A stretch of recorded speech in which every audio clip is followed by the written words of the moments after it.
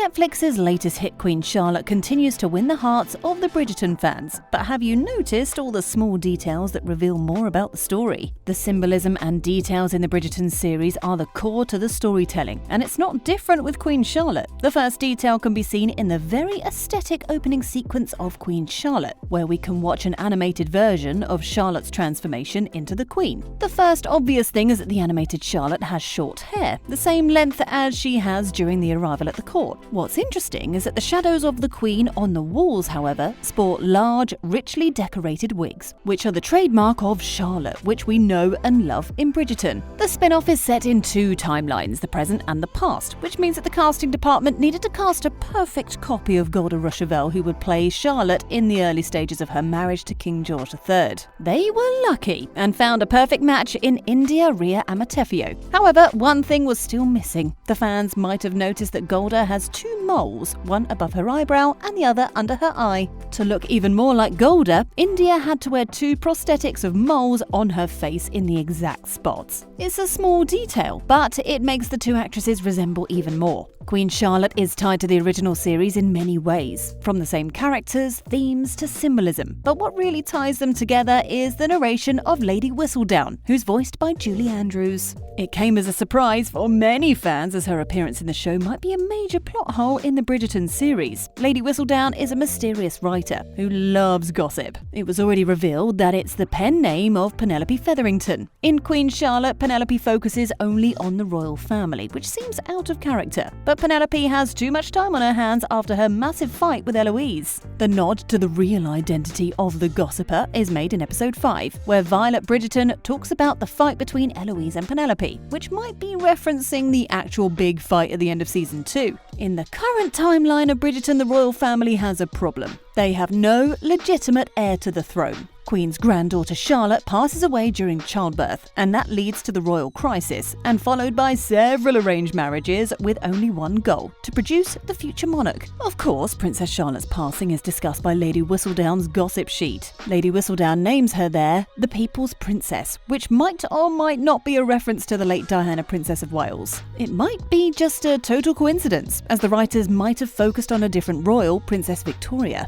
Victoria is in the show Charlotte's daughter-in-law after Victoria marries Prince Edward. What's more, the couple announces that Victoria is expecting a child, the future queen. The spin-off made changes in their approach to the storytelling of historical facts. However, they still made a cute tribute to the real Queen Charlotte. In episode 3, Charlotte orders her servants to decorate the Christmas tree. One of the ornaments appears to depict Charlotte with paler skin than the actress who portrays her in the show. Charlotte's fairer skin is referenced later when George's mother, Princess Augusta, orders that Charlotte's skin should be painted as pale as possible. In the beginning, Charlotte isn't happy with her new position and feels like she doesn't fit in British society. She is told that her main purpose is to give George an heir to the crown, which isn't something a woman wants to hear. In episode 5, when Charlotte is finally pregnant with her first child, Princess Augusta and Lord Bute don't congratulate George and Charlotte, but themselves for arranging this marriage so this moment could happen. The Queen is minimalized to a baby machine and is not a human with emotions and feelings, but the spin-off creates a small comparison to this scene in the final episode. When the Queen learns that her son and his wife are expecting a baby, she, unlike Princess Augusta, congratulates the pair properly, even though she arranged their marriage.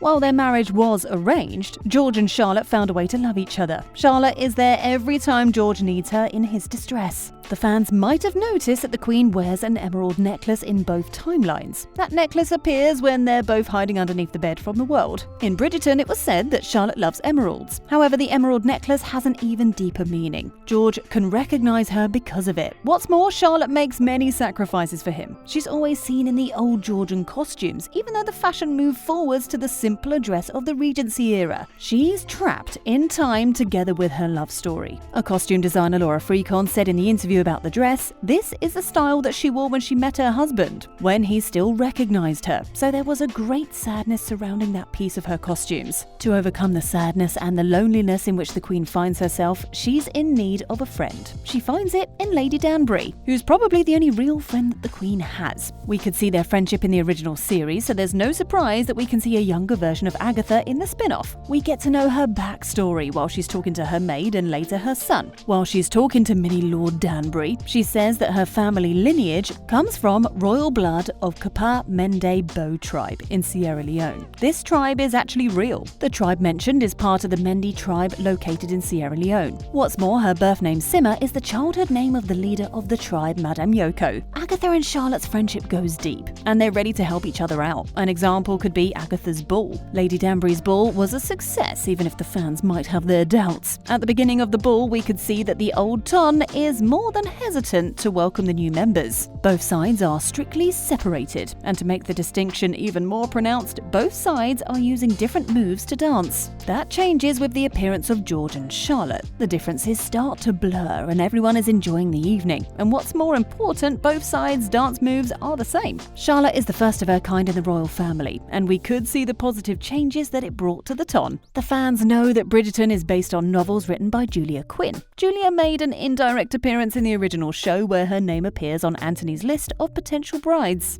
But that simply wasn't enough, and this time she makes a cameo in the spin-off. The fans could see her in episode 6 when Lady Danbury and Adolphus walk past her. According to Julia, her cameo was added last minute. She said in the interview, "I live so far away from where they film, so I don't get to go very often. But that time I decided to, because I had more time on set than I've had before." The music used in the Bridgerton series is always on point, but it's true even more for Queen Charlotte. This time, all of the orchestral versions of contemporary songs come from women of colour. The soundtrack features the biggest names like Beyoncé, Whitney Houston, Alicia Keys, and SZA. The chosen songs of the pop stars complete the story perfectly. But in the show, there were some mistakes as well. During the wedding scene, we could see paintings from different time periods. The portrait from the coronation of Queen Victoria has no business being included in the spin-off, as Queen Charlotte passed away 20 years before Victoria's coronation. The show also included a portrait of Victoria's husband, Prince Albert, and a portrait of Queen Adelaide, one of Charlotte's future daughters-in-law. It might be a mistake, but the fans came up with a theory, according to which the portraits are supposed to represent Charlotte's legacy and her victorious commitment to keeping the royal bloodline alive. The fans might remember the dancing scene with Reynolds and Brimsley, where the couple falls into a fit of giggles, but that scene wasn't supposed to be like that. According to Sam Clement, who portrayed Brimsley in the show, they both trained for months to do the dance perfectly. However, they messed it up while filming, which was supposed to be disappointing. In the end, their mistake improves the scene and their whole relationship. Bridgertons are quite sidelined in the spin-off, but they're making waves. Violet Bridgerton, the matriarch of the family, seems to be finally moving on from the grief of her late husband's passing, and she's ready to enjoy her life again. However, she still has some duties to her family, such as being a grandmother to her grandchildren. In season 1 of Bridgerton, we were introduced to the first child, Augie, of Daphne and Simon. However, in Queen Charlotte, Violet is shown as she's looking after 2 small children. This is another hint that the Bridgerton family welcomed another member, and once again it might be Daphne's child, as Kate and Anthony are supposed to be still on their honeymoon. Netflix's Queen Charlotte hasn't disappointed, and gave many Easter eggs, which are always fun. All those details make the story more interesting and meaningful. Plus, they're preparing us for the happening of season 3 of Bridgerton, which will be the next project released from the franchise. So, what are the other details that you've noticed in Netflix's Queen Charlotte? Let us know in the comments, and thanks for watching.